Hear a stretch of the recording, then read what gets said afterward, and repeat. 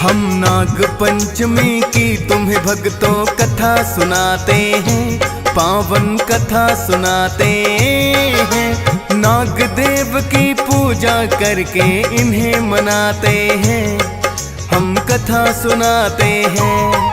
हम नाग पंचमी की तुम्हें भक्तों कथा सुनाते हैं, पावन कथा सुनाते हैं।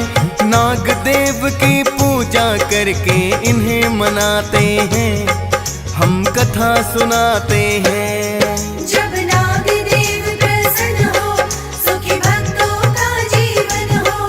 जब नाग देव प्रसन्न हो, सुखी भक्तों का जीवन हो। प्रिय भक्तजनों, आज हम आपको नाग पंचमी की कथा सुनाएंगे। सनातन धर्म में अनेकों ही त्योहार मनाए जाते हैं, जिनमें नाग पंचमी भी विशेष त्योहार है। कहते हैं आज के दिन नाग देवता की पूजा करने से घर में अन्न धन की वृद्धि होती है एवं सर्प दंश का भय नहीं रहता। प्रिय भक्तों, आज इस कथा के माध्यम से हम बताने की कोशिश करेंगे कि नाग पंचमी का त्योहार क्यों मनाया जाता है और इसकी व्रत कथा भी आपको सुनाएंगे।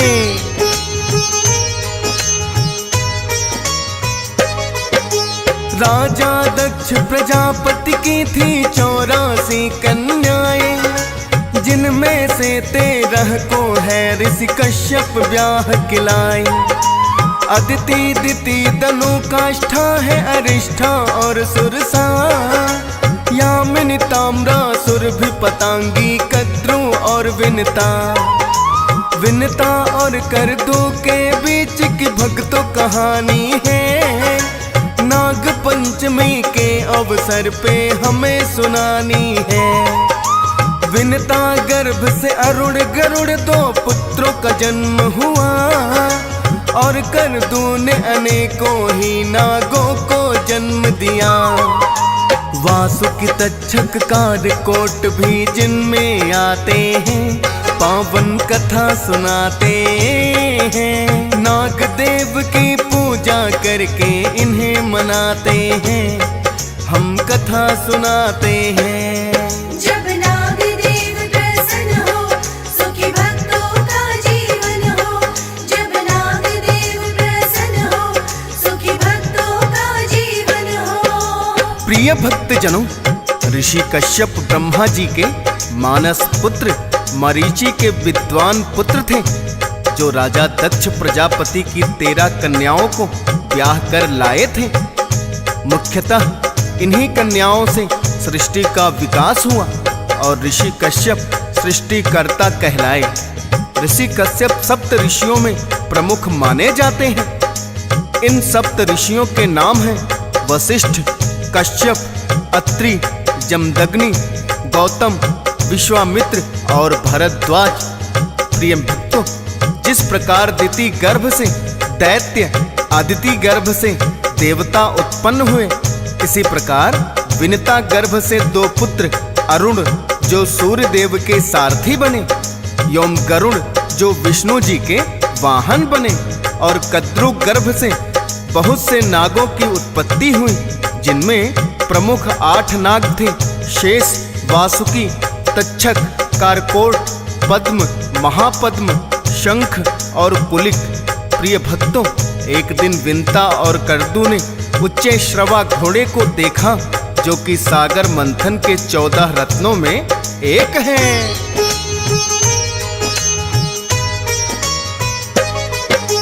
उच्चे श्रवा नामक घोड़ा जब है सामने आया, कद्रू ने जो देखा तो है विनता को बतलाया।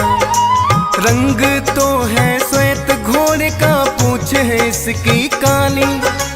विनता ने कद्रू की बात ये हंस करके टाली। बोली विनता, अश्व ये पूरा श्वेत रंग का है, जरा गौर से देखो क्या तुमको नहीं दिखता है। लेकिन कद्रू अपनी बात पर अड़ ही जाती है, और विंता को मिथ्या साबित करना चाहती हैं। कद्रू को फिर अपने पुत्र याद आ जाते हैं, पावन कथा सुनाते हैं। नागदेव की पूजा करके इन्हें मनाते हैं, हम कथा सुनाते हैं। जब नाग देव प्रसन्न हो, सुखी भक्तों का जीवन हो। जब नाग देव प्रसन्न हो, सुखी भक्तों का जीवन हो। प्रिय भक्तजनों, कद्रू और विंता के बीच शर्त लग गई। विंता घोड़े को श्वेत रंग का बता रही थी और कद्रू उसकी पूंछ को काले रंग का बता रही थी। कद्रू ने बात को सच सिद्ध करने के लिए अपने नाग पुत्रों को आदेश दिया कि तुम सूक्ष्म रूप बनाकर घोड़े की पूंछ से लिपट जाना, ताकि उसकी पूंछ काली नजर आए और मैं शर्त जीत जाऊं। कुछ नागों ने तो उसकी बात मान ली, किंतु कुछ ने इस झूठ में माता का साथ देने के लिए मना कर दिया। तो कद्रू ने क्रोधित होकर उन्हें अग्नि में भस्म होने का श्राप दे दिया।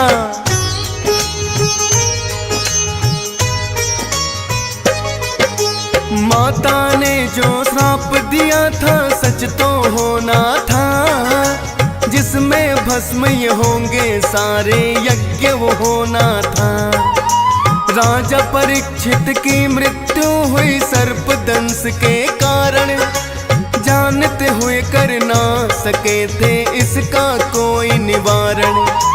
राजा परीक्षित पुत्र ने नागों से बदला लेना चाहा, जन्मे जय ने इसके लिए फिर नाग यज्ञ करवाया। किंतु मुनि आस्तिक आकर उसे रुकवाते हैं, भस्म होने से अग्नि में नागों को बचाते हैं। नाग पंचमी का ही दिन था वो तो बताते हैं, पावन कथा सुनाते हैं। नाग देव की पूजा करके इन्हें मनाते हैं, हम कथा सुनाते हैं। जब नाग देव प्रसन्न हो, सुखी भक्तों का जीवन हो। जब नाग देव प्रसन्न हो, सुखी भक्तों का जीवन हो। प्रिय भक्तजनों, जब कलयुग ने राजा परीक्षित से रहने की आज्ञा मांगी तो उन्होंने कलयुग के रहने के लिए 5 स्थान दिए, जिनमें से स्वर्ण भी एक था, क्योंकि राजा परीक्षित ने स्वर्ण मुकुट पहना हुआ था तो उनकी मति भ्रष्ट हो गई और उन्होंने ऋषि शमीक के गले में एक मृत सर्प को डाल दिया, जिसका प्रतिकार लेने के लिए उनके पुत्र श्रृंगी ऋषि ने श्राप दे दिया कि आज से ठीक 7 दिन पश्चात सांप के काटने से तुम्हारी मृत्यु हो जाएगी। राजा परीक्षित जानते हुए भी कोई उपाय ना कर सके और सर्पदंश से उनकी मृत्यु हो गई। राजा परीक्षित के पुत्र जन्मेजय ने जिसके प्रतिकार में नाग यज्ञ किया, जिसमें सारे नाग यज्ञ अग्नि में आकर भस्म होने लगे, तब मुनि आस्तिक ने आकर राजा जन्मेजय के नाग यज्ञ को रुकवाया और जलते हुए नागों को अग्नि से बचाने के लिए उनके ऊपर शीतल दूध डाला और पिलाया। भक्तों, जब मुनि आस्तिक ने नाग यज्ञ रुकवाया तो नाग पंचमी का ही दिन था। तभी से नाग पंचमी का त्योहार मनाया जाने लगा, जो इस दिन नाग देवता को शीतल दूध अर्पित करते हैं। नाग देवता सदा ही उन पर प्रसन्न रहते हैं। प्रिय भक्तों, नाग पंचमी के दिन अनेकों भक्त व्रत भी करते हैं और कोई भी व्रत कथा सुने बिना संपूर्ण नहीं होता। अतः हम आपको नाग पंचमी की व्रत कथा सुनाएंगे।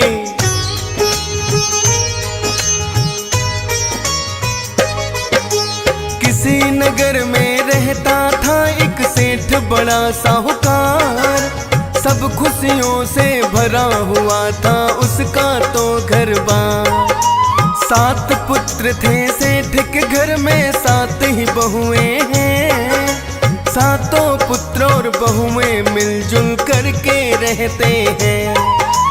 एक बार जब नाग पंचमी का आया त्योहार, अपनी सातों बहुओं से कहने लगा साहूकार। नाग पंचमी आई घर की करनी सफाई है, और मिट्टी भी लाना क्योंकि करनी लिपाई है। अपनी सातों बहू को वो तो हुक्म सुनाते हैं, पावन कथा सुनाते हैं। नाग देव की पूजा करके इन्हें मनाते हैं, हम कथा सुनाते हैं। जब नाग देव प्रसन्न हो, सुखी भक्तों का जीवन हो। जब नाग देव प्रसन्न हो, सुखी भक्तों का जीवन हो। प्रिय भक्तजनों, सेठ की बात सुनकर सातों बहुएं डलिया और खुरपी लेकर एक जगह से मिट्टी लाने के लिए चली जाती हैं। उन सब बहुओं में छोटी बहू सबसे समझदार थी। जब वो सभी मिट्टी खोदने लगी तो बड़ी बहू के आगे एक सर्प आ जाता है। बड़ी बहू जैसे ही उस पर खुरपी चलाने लगी तो छोटी बहू ने तुरंत हाथ पकड़ लिया और कहने लगी, ये बेचारा निर्दोष है, आप इसे मत मारो, कहीं दूसरी जगह से मिट्टी खोद लो। इतना सुनकर बड़ी 6 बहुएं दूसरी ओर मिट्टी खोदने चली जाती हैं, किंतु छोटी बहू सर्प से हाथ जोड़कर कहती है, हे भैया, मेरी बड़ी जेठानी की भूल को क्षमा कर देना और तुम यहीं रहना, मैं तुम्हारे लिए दूध लेकर आती हूँ।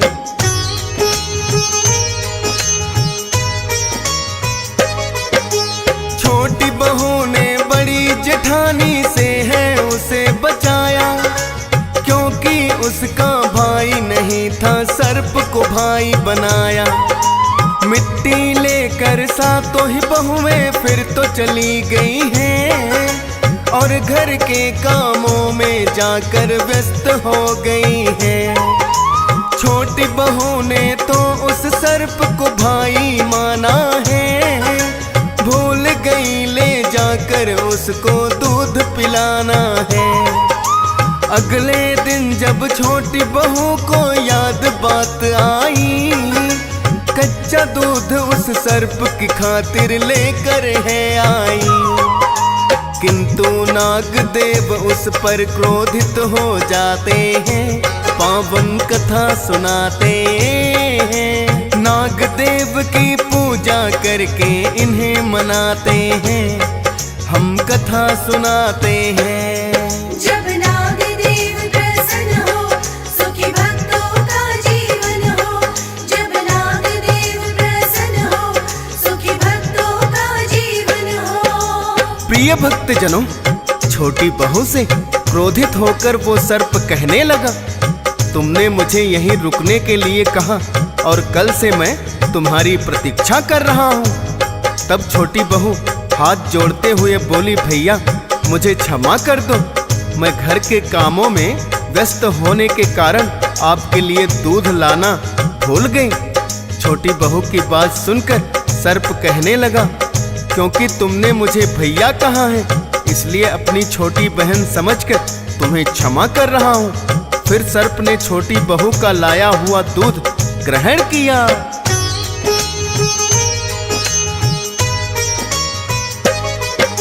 फिर तो एक दिन उसी सर्प ने मानव रूप बनाया, छोटी बहू का भाई बनकर उसके घर चलाया। छोटी बहू को आकर के सब कुछ भी बता दिया है, भाई बनकर आया हूँ जैसा कि तुमने कहा है। साहूकार को भी तो सर्प ने ऐसा ही बतलाया, छोटी बहू का भाई हूँ मैं जो परदेश से आया। इसीलिए तो पहले अपनी नहीं हुई मुलाकात, बहुत दिनों में आया बहन को ले जाऊंगा साथ। साहूकार भी उसको मना नहीं कर ही पाते हैं, पावन कथा सुनाते हैं। नाग देव की पूजा करके इन्हें मनाते हैं, हम कथा सुनाते हैं। जब नाग देव प्रसन्न हो, सुखी भक्तों का जीवन हो।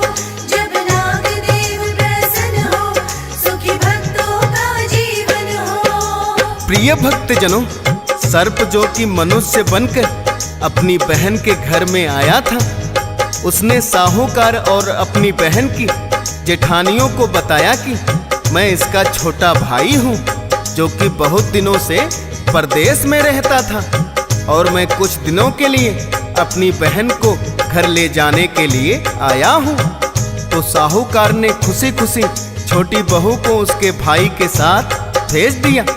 छोटी बहू अपने नाग भाई के पीछे पीछे चल दी। चलते चलते एक गुफा आई तो उसका भाई कहने लगा, हे बहन, ये अपने घर जाने का मार्ग है। अब मैं सर्प बन जाऊंगा और गुफा में प्रवेश करूंगा। तुम मेरी पूंछ पकड़कर भीतर चले आना। छोटी बहू ऐसा ही करती है।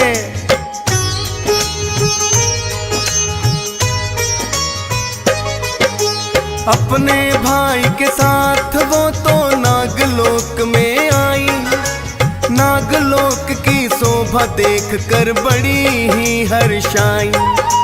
हीरे मोती और मणियों की चकाचौंध ऐसी आज तलक नहीं सुनी थी उसने, ना ही कभी देखी। फिर उस सर्प की माता भी तो उनके पास आई है। माँ से बोला, इसने मेरी जान बचाई है, इसीलिए मैं बहन मानकर नागलोक ले आया। माता ने भी बेटी समझकर बड़ा ही प्रेम लुटाया। आपस में फिर माँ बेटी की होती बातें हैं, पावन कथा सुनाते हैं। नाग देव की पूजा करके इन्हें मनाते हैं, हम कथा सुनाते हैं। जब नाग देव प्रसन्न हो, सुखी भक्तों का जीवन हो। जब नाग देव प्रसन्न हो, सुखी भक्तों का जीवन हो। प्रिय भक्तजनों, सर्प की माता ने भी छोटी बहू को बेटी मान लिया और बड़ा ही प्यार दुलार दिया। एक दिन माता कहने लगी, बेटी, मैं बाहर जा रही हूँ, तुम अपने भाई को दूध पिला देना। छोटी बहू ने कहा, ठीक है माँ, आप निश्चिंत होकर जाइए, मैं भाई को दूध पिला दूंगी। किंतु छोटी बहू ने भूल से भाई को गर्म दूध पिला दिया, जिससे उसका मुंह जल गया।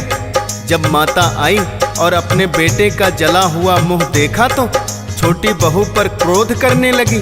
किंतु छोटी बहू ने उसी समय प्रार्थना की, हे माता, मुझसे भूलवश ऐसा हो गया। तो उसकी माता का क्रोध शांत हुआ।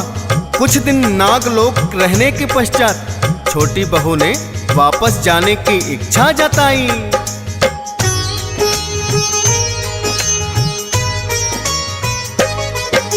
माता और भाई ने उसको फिर तो विदा किया है। सोना चांदी 1,9,00,000 हार भी उसे दिया है। छोटी बहू अपनी ससुराल में वापस आई है और भाई का दिया हुआ धन साथ मिलाई है। उसकी जेठानियों को फिर तो अचरज बड़ा हुआ। 1,9,00,000 हार जो गले में उसके पड़ा हुआ, हीरे मोती जड़ा हुआ वो हार बड़ा ही खास। ऐसा हार तो होता नहीं है किसी रानी के पास। आपस में फिर सभी जेठानी करती बातें हैं, पावन कथा सुनाते हैं। नाग देव की पूजा करके इन्हें मनाते हैं, हम कथा सुनाते हैं। जब नाग देव प्रसन्न हो, सुखी भक्तों का जीवन हो। जब नाग देव प्रसन्न हो, सुखी भक्तों का जीवन हो। प्रिय भक्तजनों, सभी जेठानियां आपस में बात करने लगी।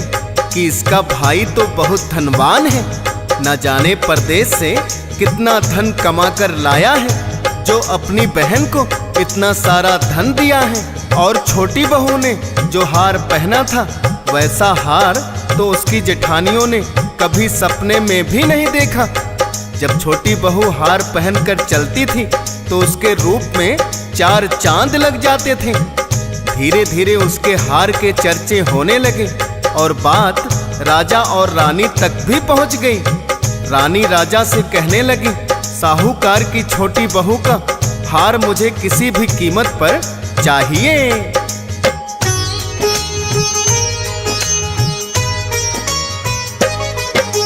राजा ने फिर सभा में साहूकार को बुलवाया, लगा पूछने छोटी बहू ने हार कहाँ से पाया। बोला साहूकार कि उसके भाई ने दिया है। कहने लगा राजा, बोलो तुम हार की कीमत क्या है। साहूकार बोला के चीज जो मायके से आती है, उसकी कीमत राजन कहाँ लगाई जाती है। छोटी बहू अपने भाई का दिया हुआ उपहार आपको दे देगी, इसके ना लगते हैं आसान। फिर तो राजा छोटी बहू को भी बुलवाते हैं, पावन कथा सुनाते हैं। नाग देव की पूजा करके इन्हें मनाते हैं, हम कथा सुनाते हैं। जब नाग देव प्रसन्न हो, सुखी भक्तों का जीवन हो।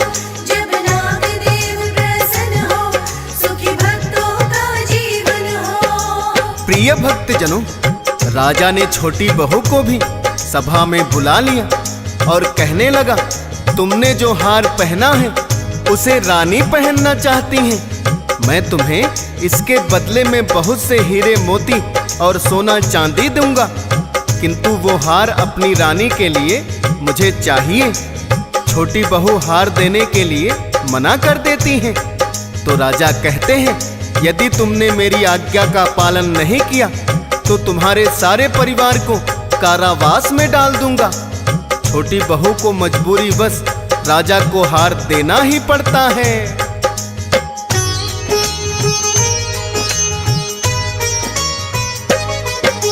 हार ले लिया छोटी बहू का, हुई है बड़ी निराश।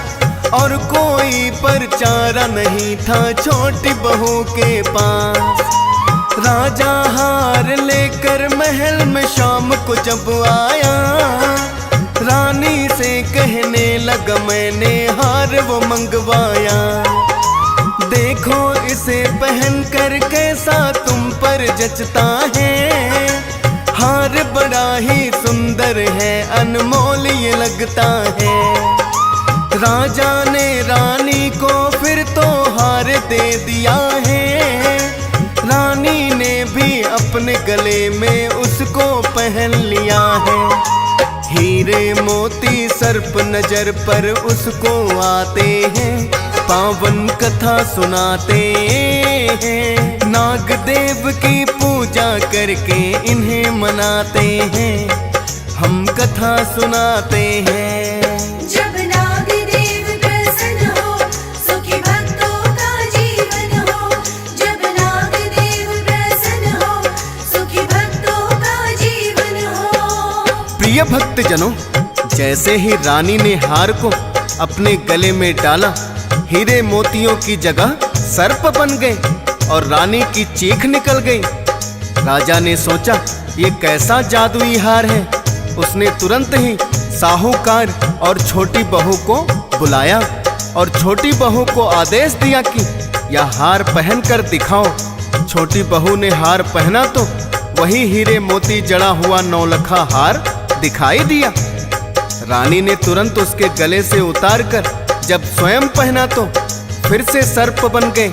ये देखकर राजा छोटी बहू से कहने लगे, ये हार तुम्हारी ही अमानत है, तुम इसे ले जाओ। और पुरस्कार स्वरूप राजा ने उसे बहुत ही सारा धन दिया।